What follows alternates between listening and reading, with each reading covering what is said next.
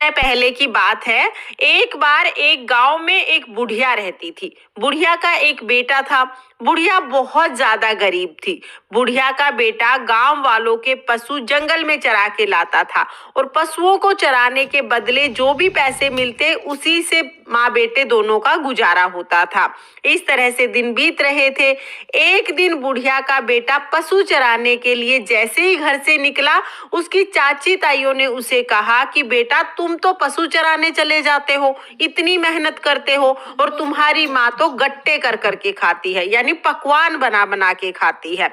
उस बुढ़िया के बेटे ने कहा ऐसा तो हो ही नहीं सकता, मेरी माँ ऐसा कर ही नहीं सकती। उसकी चाची ताई बोली अगर तुम्हें यकीन नहीं है तो आज अपने घर थोड़ा जल्दी चले जाना, अपनी आंखों से ही देख लेना। बुढ़िया के बेटे ने सोचा चलो ठीक है, आज जाके देख लेता हूँ।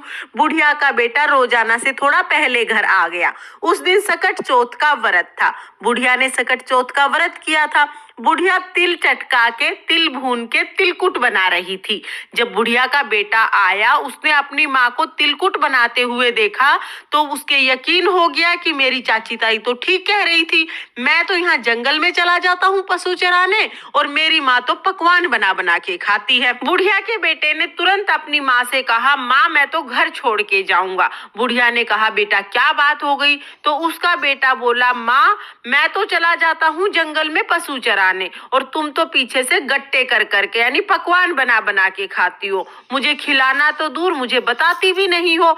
ये कह के बुढ़िया का बेटा घर छोड़ के जाने लगा। बुढ़िया ने बहुत समझाया बेटा आज मेरा सकट चौथ का व्रत है, मैं तो तेरी लंबी उम्र के लिए सकट चौथ माता का व्रत करती हूँ, उसी के लिए तिलकुट बना रही थी। लेकिन बुढ़िया का बेटा नहीं माना। बुढ़िया भी समझ गई ये नहीं मानेगा, ये किसी का सिखाया पढ़ाया हुआ है। बुढ़िया ने कहा बेटा अगर तुम जा ही रहे हो तो मेरे ये सकट चौथ व्रत की कहानी सुने हुए तिल अपने साथ ले जाओ।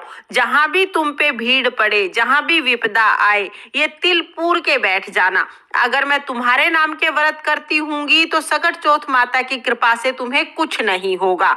बुढ़िया का बेटा वो तिल अपने हाथ में लेके चल दिया। चलते चलते एक घने जंगल में पहुंच गया। जैसे ही बुढ़िया का बेटा जंगल के बीच में पहुंचा तो वहां पर सामने शेर खड़ा हुआ दिखाई दिया। शेर को देखते ही बुढ़िया का बेटा थर थर कांपने लगा। अब उसने सोचा कि आज मेरा मरना तय है, ये शेर तो मुझे खा के मानेगा, अब मैं तो बच नहीं सकता।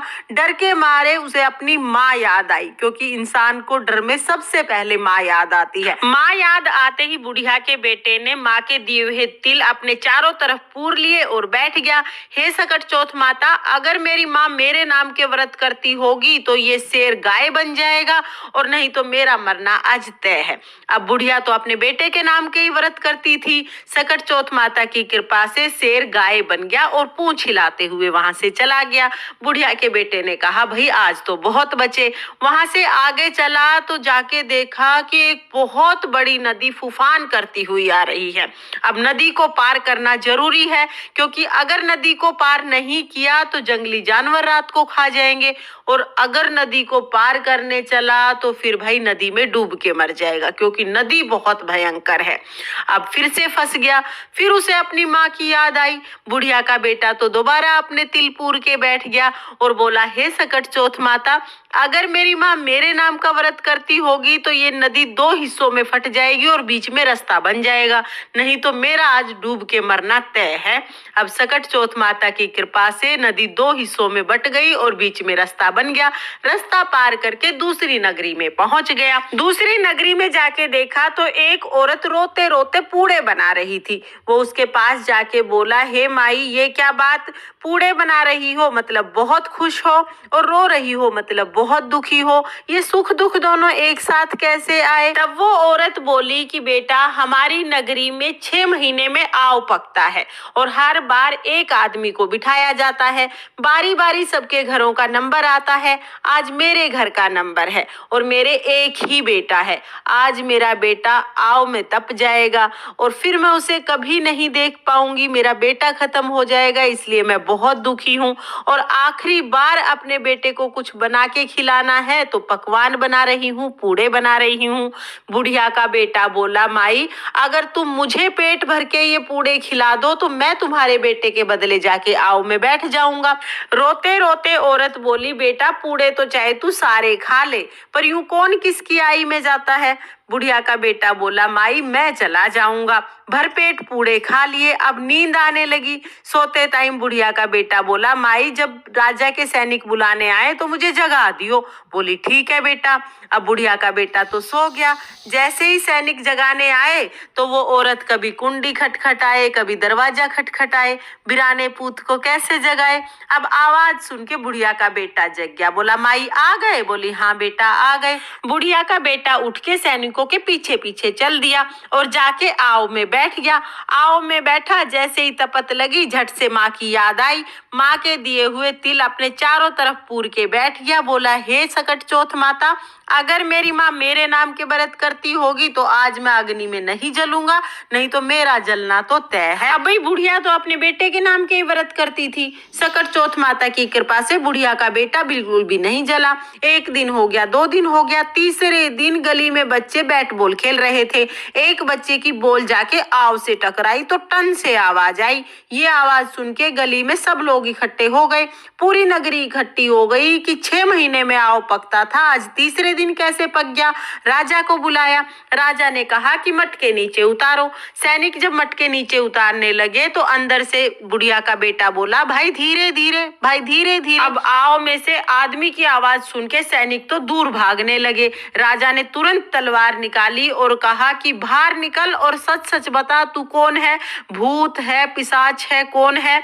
तब बुढ़िया का बेटा बाहर निकला और बोला, ना भूत हूँ ना पिशाच हूँ, मैं तो एक बुढ़िया का बेटा हूँ। मेरी चाची ताइयों ने मुझे सिखा दिया तो मैं घर से निकल आया। मेरी माँ ने ये तिल के दाने दिए थे और यूं कही थी, जहां भी भीड़ पड़े वहां ये तिल के दाने पूर के बैठ जाना। अगर मैं तेरे नाम के व्रत करती हूँगी तो सकट चौथ माता की कृपा से तेरे को कुछ नहीं होगा। मैं तो अपनी माँ के दिए हुए तिल के दाने पूर के बैठा था, इसलिए मैं तो जिंदा बच गया। बुढ़िया के बेटे की ये बात सुन के रानी ने राजा से कहा कि मैं तो अपनी बेटी की शादी इसी से करूंगी, इसको तो अग्नि भी नहीं जला सकती, ऐसा दामाद हमें कहाँ मिलेगा। राजा के भी बात समझ आ गई। राजा ने अपनी बेटी की शादी बुढ़िया के बेटे से कर दी।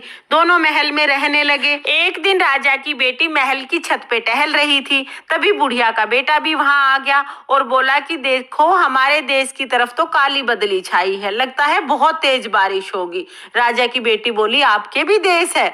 तब वो बोला, मेरे देश भी है, घर भी है, माँ भी है, सब कुछ है।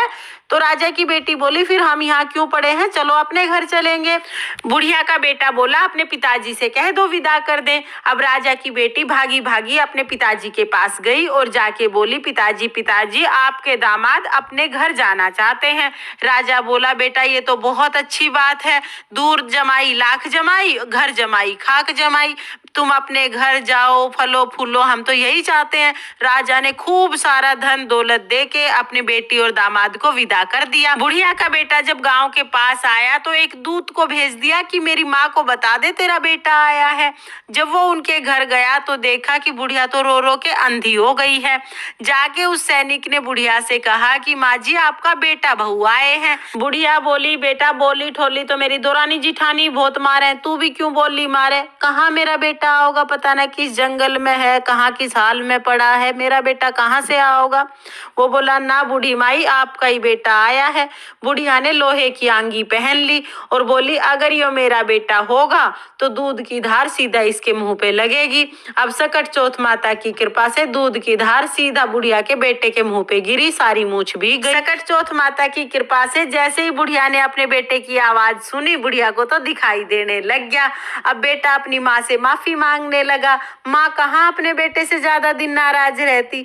बुढ़िया ने तो झट से अपने बेटे बहू को गले लगा लिया। हे सकट चौथ माता, जैसे बुढ़िया के साथ पहले करी वैसे किसी के साथ मत करियो, जैसे बाद में हुई वैसे सबके साथ करियो। इस कहानी को कहते सुनते हुकारा भरते सब पे अपनी कृपा दृष्टि बनाए रखियो और सबकी संतान को लंबी उम्र दियो। ये थी सकट चौथ की कहानी। इसके बाद हम हम एक विनायक जी की यानी गणेश जी की कहानी भी जरूर जरूर सुनेंगे। तो चलिए अब मैं आपको विनायक जी की कहानी सुना देती हूँ। एक बार एक गांव में दो देवरानी जिठानी रहती थी। देवरानी बहुत अमीर थी और जेठानी बहुत गरीब थी। जेठानी देवरानी के घर काम करने जाती थी और जो भी बचा कुचा बचता, जो रोटी सब्जी जो बचती बची हुई, वो अपने घर लाके बच्चों को खिला देती थी। इसी तरह जेठानी का काम चल जाता। आया सकट चौथ का व्रत। उस दिन जेठानी ने सकट चौथ का व्रत कर लिया तो जेठानी देवरानी के घर काम करने नहीं गई। अब वो काम करने नहीं गई तो जो बचा कुचा आता था उस दिन वो भी नहीं आया। बच्चे खाना मांगने लगे, माँ खाना दो खाना दो। अब वो खाना कहाँ से दे, बच्चे रोने लग गए। उसका आदमी घर आया और देखा कि ये काम करने तो गई नहीं, व्रत करके बैठ गई, बच्चे रोने लग रहे हैं।